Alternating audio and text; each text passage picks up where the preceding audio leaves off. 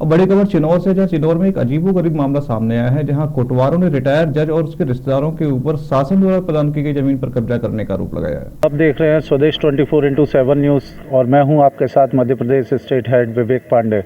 आज जैसा कि आप लोग देख सकते हैं मेरे पीछे, यहाँ पर हम खड़े हुए हैं तहसीलदार एवं कार्यपालक दंडाधिकारी तहसील चिन्नौर में।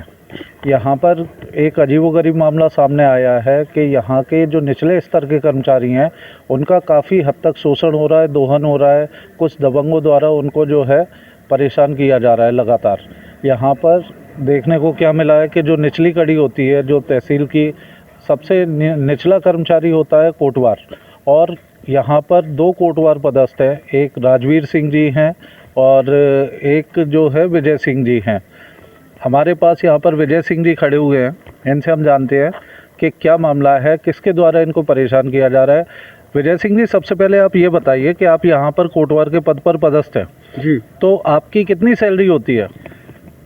बगैर भूमि सेवा खाते वाले की तो जी, और जिस पे 500 रुपये एग्रीमेंट लग के 8,500 हर साल 500 रुपये बढ़ लग के 9,000 हो गई है अब। जी, अब जिस पे सेवा खाता है उसको 1,000 रुपया मंथली, 1,200 रुपया मंथली, 1,500 रुपया मंथली मिलता है बस।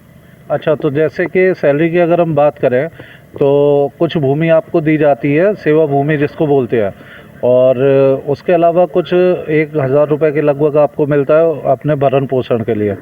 मतलब सेवा भूमि में जो उपज होती है वो आपके लिए होती है जी, जो कि सास की ज़मीन होती है, सेवा भूमि है ना? हाँ, सास की ज़मीन होती है सेवा भूमि। अच्छा, उससे जब तक हम सेवा करेंगे शासन की तब तक हमको ज़मीन रहेगी।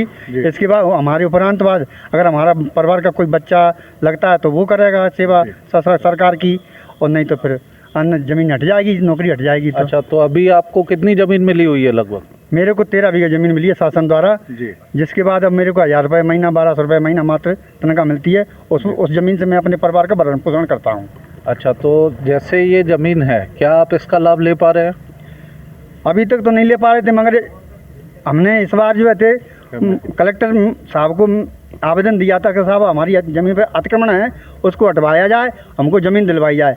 तो कलेक्टर मैडम साहब ने जो थे हमारे यहाँ सहयोग किया और तहसीलदार साहब को हमारा आवेदन पहुंचाया। तहसीलदार साहब ने हमारी मदद करी, ज़मीन से अतिक्रमण हटवाया और अब हमने ज़मीन। अच्छा, आपने बताया कि आपकी जो सेवा भूमि आपको दी गई थी उस ज़मीन पर किसी ने अतिक्रमण कर लिया था, क्या आप बता सकते हैं कि किसने अतिक्रमण किया हुआ था? जी सर, जी सर, हमारी ज़मीन पर चंदन सिंह पुत्र मनीराम, मंगल सिंह पुत्र खच्चू और दर्शन सिंह पुत्र वीर सिंह सिख और हरचरण सिंह पुत्र वीर सिंह सिख के द्वारा कब्जा किया गया था, जिसको हमारे साहब तहसीलदार साहब ने हमको उनसे मुक्ति दिलवाकर ज़मीन हमको सौंप दी है। ये ज़मीन आपको कब आवंटित हुई थी?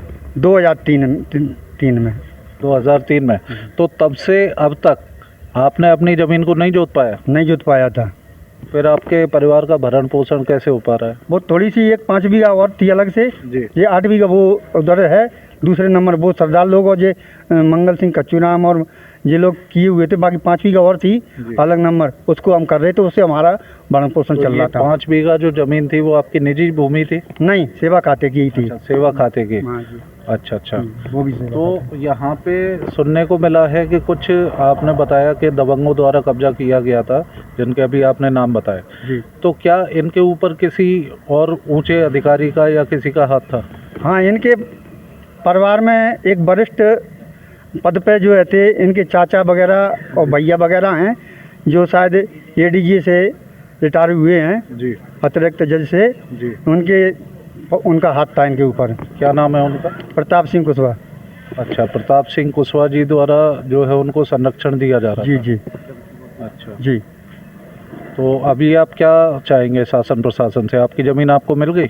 ज़मीन तो हमको मिल गई सर, अब तो हम ये कह रहे हैं वो हमको बस सहायता यही ऐसी मिलती रहे शासन द्वारा, जिससे अतिक्रमण न हो पाए। धमकी देते हैं ये लोग। अच्छा, कौन धमकी दे रहा है आपको? मजिस्ट्रेट साहब।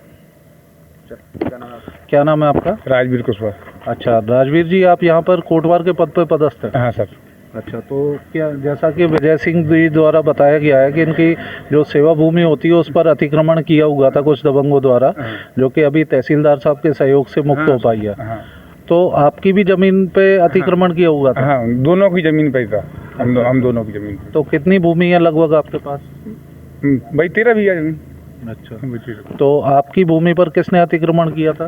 एक मजिस्ट्रेट साहब थे, एडीजी जज साहब जी। उनने किया था 3 बीघा पे, और बाद बाकी वो सरदारन पे बेई लोग कराए थे, मजिस्ट्रेट साहब ही कराए थे। अच्छा, मजिस्ट्रेट साहब का नाम? प्रताप सिंह कुशवाहा। तो अभी क्या वो सर्विस में है या नहीं, रिटायर? रिटायर हो चुके हैं अभी। अच्छा अच्छा, मतलब जब सर्विस में थे तब से जो है अपने पावर का गलत इस्तेमाल करके आपकी जमीन और उनका अतिक्रमण पंजी में नाम भी चढ़ा है। अतिक्रमण पंजी में दिखा सकते हैं हमारे दर्शकों को? नहीं दिखा सकता हूँ जी, बता दो। नीचे प्रताप सिंह कुशवाहा पुत्र कस्तूराम कुशवाहा जी अतिक्रमण किए हुए हैं। इसमें जो है थे ये चरनोई भूमि 1292 बटे 1.7 से चरनोई वृक्षारोपण का ये जो है थे।